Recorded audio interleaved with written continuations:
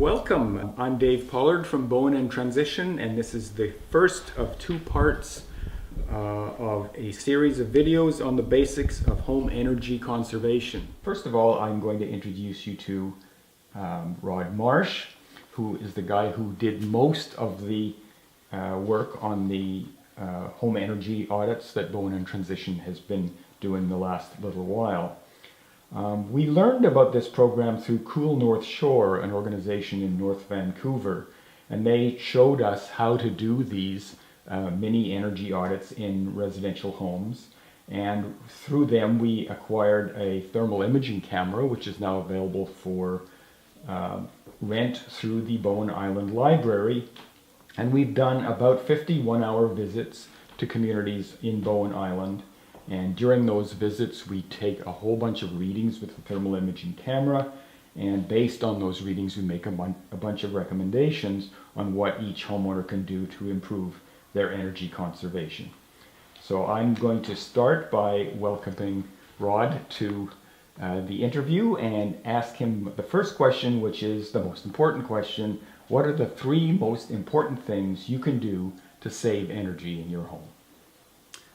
Thanks, Dave. I would say, and this is based on Bowen Island, which has a lot of single-family homes, freestanding homes, that they're, and of course it's different because there are a lot of differently designed homes, a lot of cabins. Some have high ceilings, some have low ceilings. Some are open underneath, like a real cabin type feel. Others are more traditional with a concrete foundation with a basement or a crawl space. But I would say here on Bowen Island that insulation is probably the number one thing. Whether the houses are 10 years old or older, compared to modern code standards, insulation is quite a bit less, and especially if they're renovated from summer homes into full-time residences. So insulation in the attics, and insulation in the crawl spaces. Those are two areas where normally insulation can really be improved.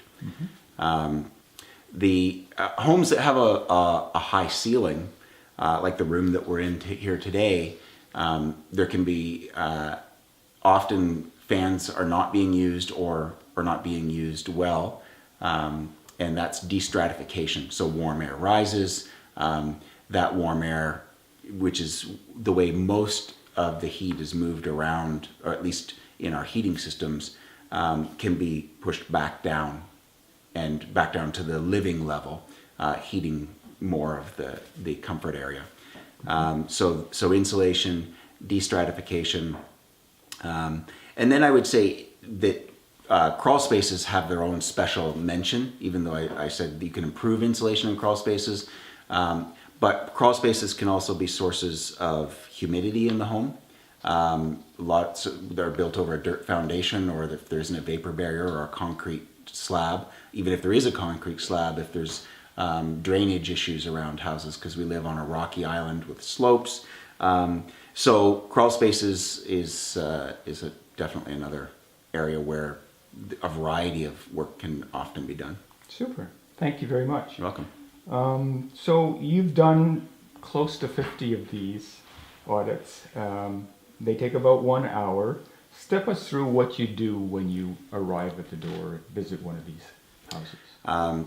The normal procedure is for me to come in, and I've come to bring my shoes with me, indoor shoes or slippers, because I've gotten used to having a certain temperature on my floor, and I find that there are a lot of cool floors. So anyway, I step into the house and kind of land. Normally we'll sit down at the dining room table or just a common living area. I'll put on my slippers so my feet don't get cold, and then I'll talk a little bit about Bowen and Transition and who Bowen and Transition is, the group of citizen group, and so on. Some people are familiar and many aren't, so that's always interesting. And then when we launch into the actual mini audit, a little bit of background there. So Cool North Shore, which I think you mentioned in the introduction, was how we as a group in Bowen and Transition found out about this concept of a in-home mini energy audit. So talk a little bit about our interaction with them going back a number of years and the introduction to the thermal imaging camera. And then show them the camera so they kind of get a feel, because most people have never seen one before, if they're even aware of what it is. But then step back for a minute and say, we're going to go around and read temperatures of walls, ceilings, floors, windows, doors, and that's going to really tell us a story about your house. And you have a how it's worksheet performing. that you use that shows all the That's right. temperatures and each surface in each room. Yeah, and so that worksheet, which again was from Cool North Shore, we haven't really changed it at all, sort of lists every room in the house and then gives us a column to write down. And normally I say, that I'll ask them to write that down, what temperatures we measure in each room. And that, of course, depends on outdoor temperature. So we make a note of, is it a warm, sunny day outside, or is it a cold, windy day outside? Because that'll, of course, make a difference to the readings. And at that point, I encourage them and let them know, of course, that the camera is available at the library and that they can take the camera out and do these readings again. So it happened that we had a very warm January this year, and often the outdoor temperature was sunny and 6 degrees, which maybe isn't indicative of what the comfort level of their house is throughout the coldest part of winter. So we talk a little, then that naturally leads into comfort and, trying to understand what can come out of this education that we're going to do in the next hour. And so I outlined comfort, health considerations, and energy efficiency as being sort of the frame that we're going to put around all the work that we do in the next hour. And so comfort has a lot to do with warmth. And we're doing this in the wintertime specifically because we're talking about heating, and heating being 60% of the energy cost or more of the typical Canadian home. That's the big chunk. So when people, sometimes they have their hydro or propane or other fuel heating bills available, they've done some analysis, sometimes they really haven't. But we kind of probe that just a little bit, just to kind of bring it into the consciousness, and then talk about health. So air quality probably being the number one indicator of health in a home, but it also, of course, air quality indicates comfort. So we break down air quality a little bit and talk about humidity and relative humidity, and what does relative humidity mean? So in a given amount of air, how much moisture is in that air, and how much moisture is in that air relative to the amount of moisture that it could possibly hold, and how that relates to temperature. And of course, as temperature goes up, the air has more energy, it's able to hold more moisture, so the relative humidity changes with temperature. And so a little bit of an introduction on a very general level about what are sort of the driving factors of health and comfort in the home. And then energy efficiency is tied into it. So any solutions that we think of or that I might mention as we go around the house that are going to address energy efficiency, which is normally why people have asked us into their home to do a mini energy audit, also are going to be related to health and to comfort. And I think I get a lot of nodding when people when they say, we could turn the heat off in the house and we could save a lot of money for you, but it's not going to be comfortable, and you're going to have a humid, damp situation, which is not healthy. Can I ask a follow-up question? Sure. So what are the health issues you're talking about? Well, with regards to air quality, so there could be a number of different things, and if people are more interested in it, I suggest that they look, have a little online look, because there's lots of information available. But mold and mildew being the biggest one in our environment, we live in a very humid environment, and when we transition from that damp, wet, cool fall to cold weather, and the temperatures of surfaces go down, that equals condensation. Just like you find condensation on the bottom of your fridge, if your fridge it's got a lot of food in it and there's a lot of humidity, a cold surface where the chilling plate is going to have condensation on it. Windows are normal indoors, which are less thermal resistance than walls, so our colder surfaces tend to get condensation on them. And that's related back to, again, to relative humidity. So we talk about that if you get moisture occurring either in your walls or on windows or on any surface in the home, and improperly ventilated bathrooms, for instance, is a key area that we might look at. Health, mold and mildew, air quality. I mean, at this time of year now, we're getting later in the season, the alders are coming out, so allergens could be an air quality issue.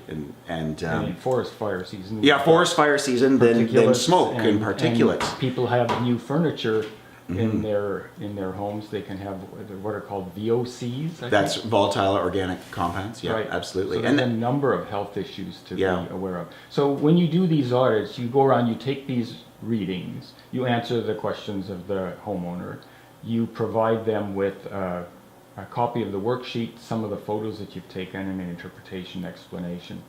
And that's basically, I think, how we do it. We Yeah, cram that's a lot into an hour. Yeah, we do, and depending on each person and what their area of interest is, or what their particular situation is, then it takes a slightly different tact. But ultimately, we end up with a worksheet with rooms and temperatures of surfaces that they can refer to, and they hang on to that sheet, and then I have the pictures from the thermal imaging camera. Super. So what are some of the biggest surprises you've seen so far? Well, I have to say I've learned an awful lot about the way homes are heated and insulated on Bowen Island, and I guess it's not so much a surprise as a revelation that the older, less insulated homes, for instance, a log home, or a renovated cabin, can actually be very comfortable spaces, even though they're not a high performance home. And so if we kind of, generally separate the buildings on Bowen into newer sort of high performance types homes, and older, or not necessarily older, but more alternative style buildings, rustic buildings, and so on. Yeah. It really shines a light on sort of where we come from, I think. And so, for instance, if you have a panaboat home, a cedar wall home with no insulation in the walls, and walls that typically are a few inches thick of wood, if you have a good wood stove in the house, and the house is a fairly open plan where air can circulate, or there is an air circulation system, that can be quite a comfortable building.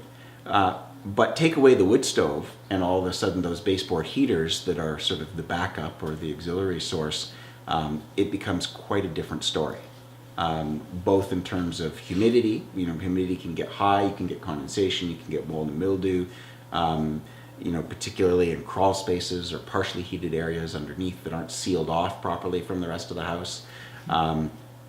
You can, so there's this balance, and then there's high performance, and there's and I think Jay might talk about this a little bit later too, but there's a lot of retrofitting, a lot of renovating going on of older homes, and of course, and often there's an attempt to bring them up to a better standard for whatever reason. It's not comfortable enough, the energy bills are too high, let's do something about it. And so there can be some real misunderstandings about how insulation works. And as we get to high perform, like a wood stove is pretty basic. You burn the wood stove, and you put more wood in and burn it hotter if you're not comfortable enough. Whereas in a high performance home, there's so many variables, so many factors, types of insulation, ventilation, and people have gotten into trouble. So for instance, water dripping out of soffits because of improper air barriers or vapor barriers, increasing the heating load in the house, and then air mixing into colder surfaces, and then mold and mildew and even rot can start happening without even an actual leak. So I think that the surprise is that cabins can become, even without advanced technology and newer heating. Right. But take away that fundamental thing, which is a massive source of BTU, that wood stove, and it's a very different story. Right. And so we're in this hybrid age where Yeah. people are maybe not burning a wood stove because they're away at work, whereas when they live there full time, that can work. I remember seeing some of those images of the stoves and the incredible temperatures that they produce and how quickly it dissipates. Well, it reminds me too of how our cities in Canada were built. Oil tanks and heaters and pipes and radiators and massive amounts of BTUs and fuel being consumed. And so the building didn't have to be well insulated. It could be kept warm Right. almost regardless. So let's take a look at some of these images. People can borrow from the Bowen Island Library the thermal imaging camera. In fact, we have 3 of them that you can borrow, and each of them has instructions on how to use them. So when you take the pictures, either looking at them on screen or on the device itself or printing them out, you're going to see images like this. So talk us through 2 or 3 of the images that we might see when we do the thermal imaging camera on Sure. our house. Yeah. So let's start with window coverings. What are we looking at here? When we use the thermal imaging camera, it really illustrates that the difference between the amount of heat leaving your living space is dramatic when you put a window covering on. And that could be even a very sheer light film. Some examples would be like a lace curtain that has an open kind of weave to it. So literally you can see through. Or in a more chic kind of way, the roll down shades, the silhouette style of roller shade, where you still see images beyond it, but it's sort of just a little bit fuzzy. And Looks like it doesn't take much to make a big difference. when comes it to doesn't, window covering. and also looking at some of the heavier draperies or multi-layer draperies with vinyl backing, for instance, and seeing no difference in the amount of heat that's staying in the space between just a doily, essentially. And so, as an example, when looking at this picture, you can see that a pane of glass can be 4 to 5 degrees colder than the window covering immediately above it, and it can be a halfway down and just see the difference immediately. Okay. And so that's a big item and a big shocker for a lot of people, is how dramatic a difference it can make simply. Great. Okay, what do we got next? Gaps in insulation. When you look at this picture, you see the blue is, and I didn't mention this before, but the blue is cooler and the red and white are the warmest. And so when your wall becomes somewhat transparent, at least thermally with the thermal imaging camera, and if there is a gap in the insulation, whether that's around an attic hatch, like in this picture, or in just simply in a wall, or where in difficult to insulate areas where fiberglass insulation has been used in the attic and it hasn't been pushed right into the corner of the eave, that blue line across there is an indication that more insulation could be added in that area. And of course, there are a number of things that happen when you don't have insulation. One, the surface is cold, so you get cooler, but also you can get condensation, both in and outside of the drywall in the room. Okay, great. Let's look at one more. Okay, now looking at the crawl space, this is an area that often is left incomplete in the thermal insulation of a home, especially in older homes and in cabins, and it's where there can be a lot of improvement. So looking in past the joists, which are the framing members that run under the floor, up towards the end of those joists where they meet the outside wall, often that is not properly insulated, and so filling that in with insulation can make a big difference. And the crawl space might be a marginally heated or an unheated space, but the wall immediately above it is a thermal barrier. And so essentially the heat can go straight through the floor and out through the underneath the insulated wall without that crawl space area being heated. Another area in crawl spaces that you can see is a concrete foundation wall. If that foundation wall usually is about the same temperature as the earth below it, which is on Bowen often around 3 degrees. And that's pretty consistent. Like once you go down just slightly below the surface, that's pretty consistent. So 3 degrees is an awful lot colder than your house. So that's a big temperature lift that you've got to do. So putting insulation on the front of that concrete is now building code, but it's not in many houses. Wow. It's not installed in many houses. So All right, let's take a look at some of the low-hanging fruit, things that anybody can do even if they're not technically proficient. Well, definitely draft sealing.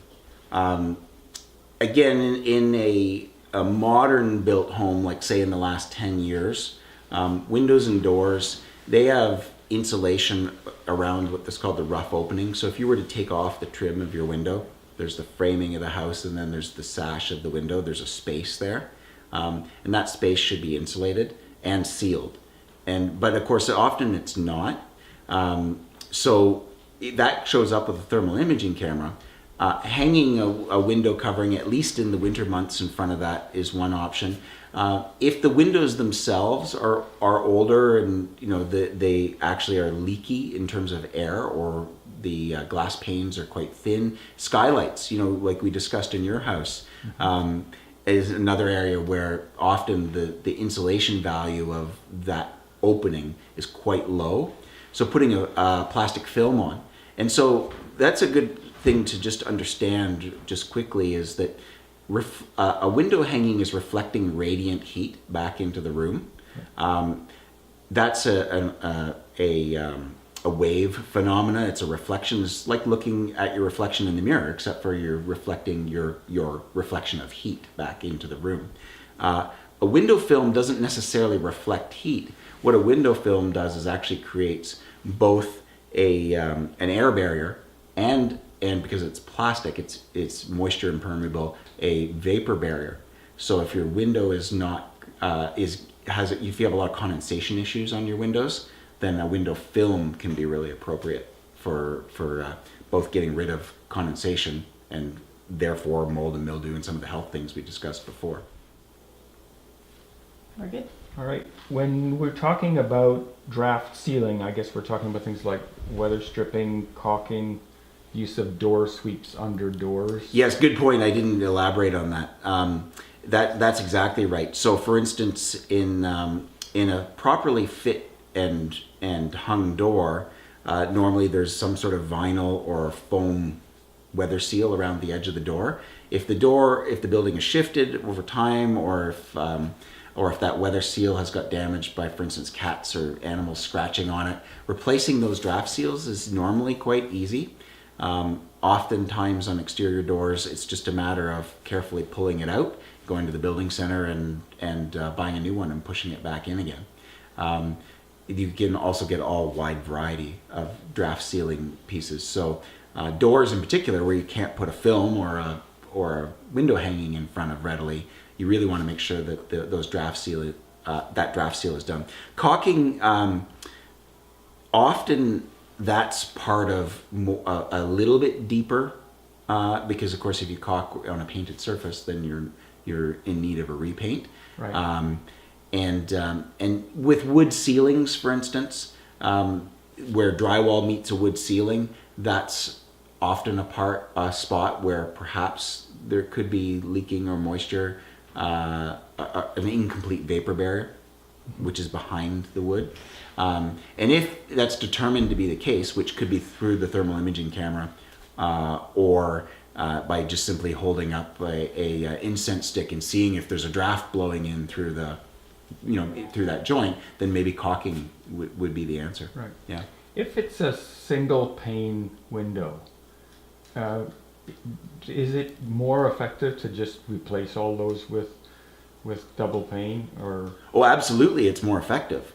And going back to our sort of cottage versus high performance, high performance windows, for instance, maybe Jay might mention it, a European window that's triple glazed and conforms to the highest modern standards.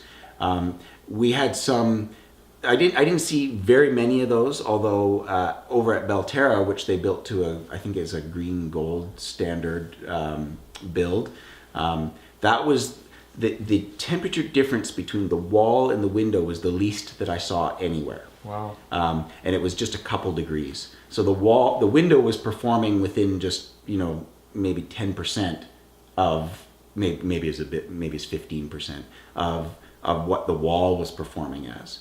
And that, so a high performance window that has thermal breaks, and you can look all these things up or ask us more about them by all means, that has low emissivity or films that reflect radiant heat as part of the window, and that of course has a higher resistance value, more space, evacuated glass and that sort of thing. Yeah. Okay.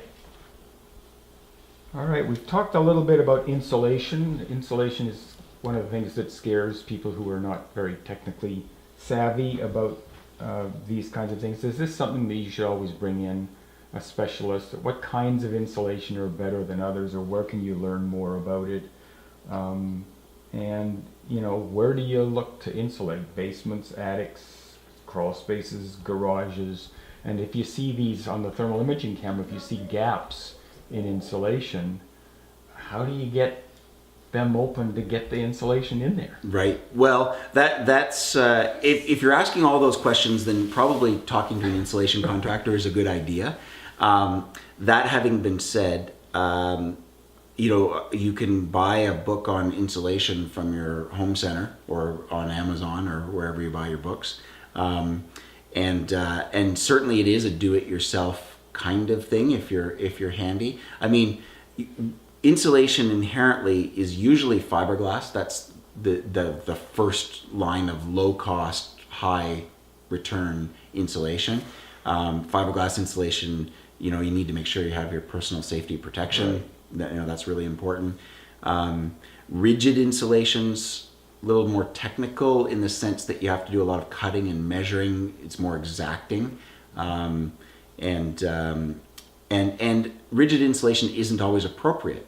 Rigid insulations like a polystyrene type insulation also forms a vapor barrier. You have to be careful about vapor barriers and where you're putting them in your house. Make sure that they're not in the wrong spot and that they're done effectively. And of course, a fundamental understanding, without getting too technical about the actual installation part of it, of fiberglass insulation or mineral wool like Roxol brand, those insulations, they insulate by trapping air. Air is one of the best insulators there is. But as soon as the wind blows through that insulation, which we saw this year underneath a cabin where it was open underneath, whenever the wind came up, the fiberglass insulation under the cabin essentially, you go outside without a jacket, your jacket's open and it's windy, yeah. All of a sudden you're cold. Well, all the heat blows right out of the insulation. Its effective value is virtually none. So it's not necessarily just a matter of putting insulation in, it's making sure the insulation is installed with a proper vapor barrier and that the insulation is installed in a way that it's doing what it's rated to do. Super, thank you.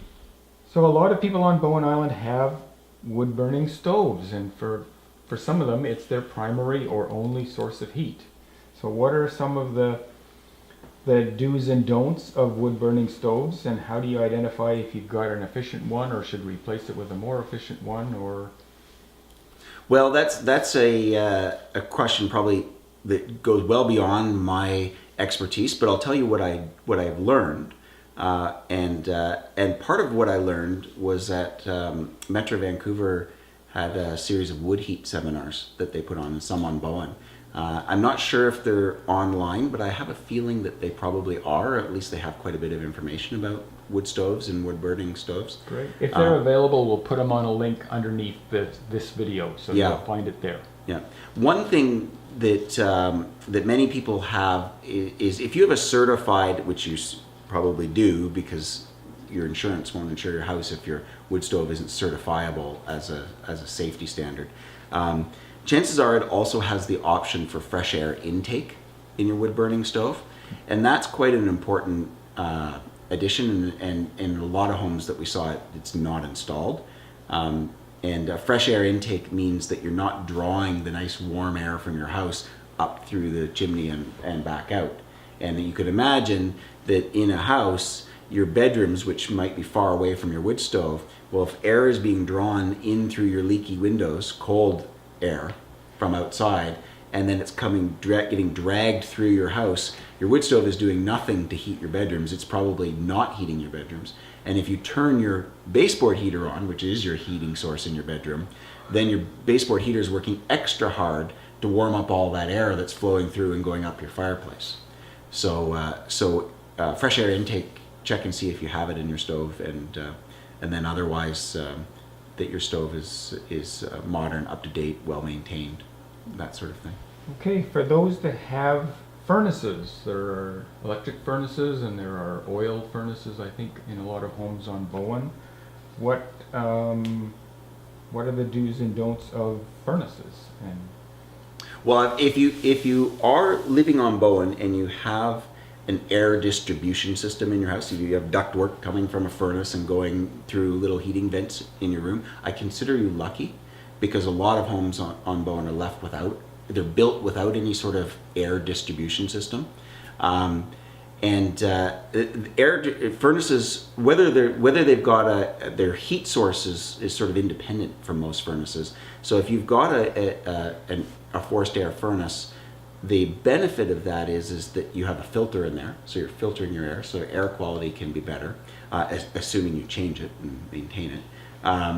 The second part of that is your furnace is ripe for a refit to a heat pump, and that could save you some serious money on your heating, because a heat pump can replace an electric or a gas burner as a heat source inside your existing furnace in most cases.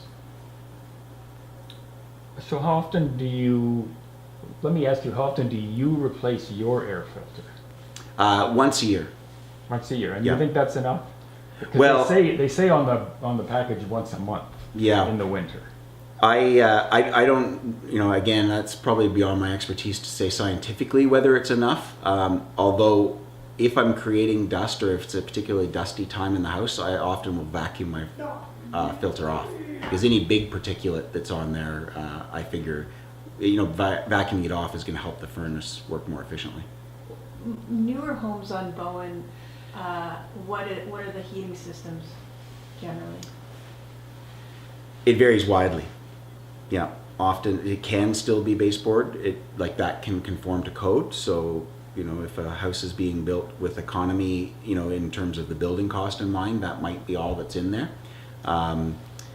The heat recovery ventilation systems have been required in Metro Vancouver, but not on Bowen Island.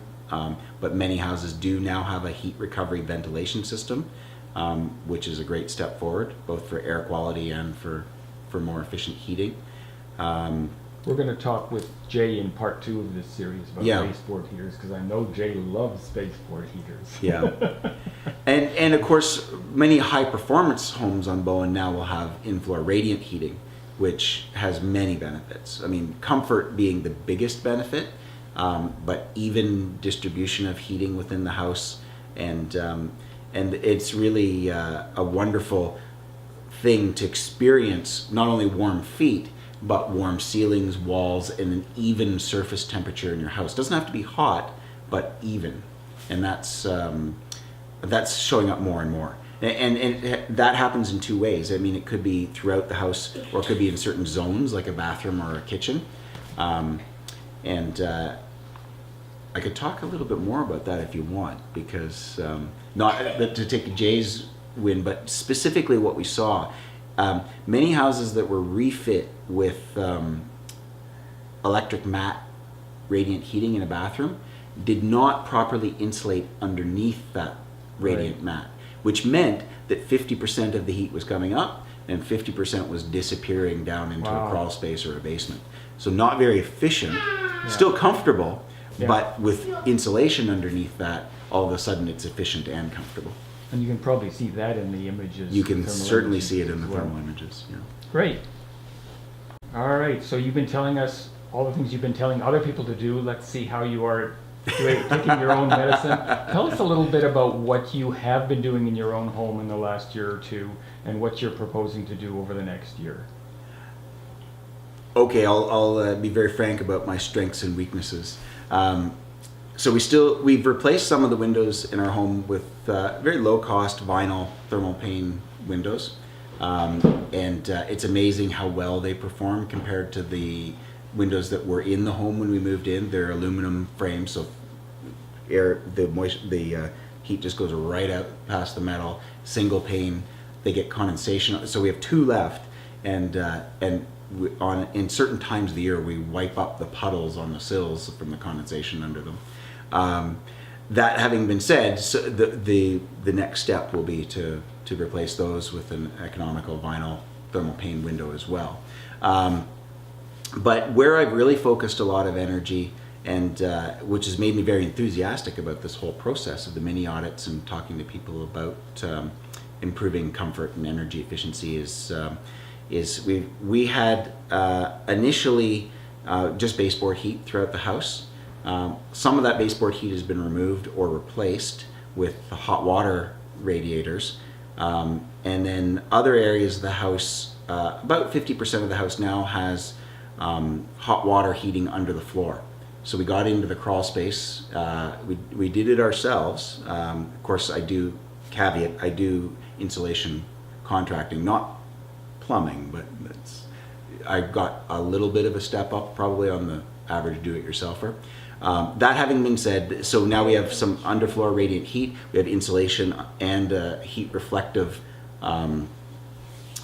foil back under there with an airspace reflecting heat up in our house. So we've really improved the comfort of our house. We've insulated the concrete block wall foundation underneath the house on the inside, both with rigid foam insulation and fiberglass. So we put a small framing fiberglass insulation and rigid foam to protect it, and we've got I think it's about R32 on that concrete block wall now, so it's quite high. So that's made a huge impact both on our energy costs and our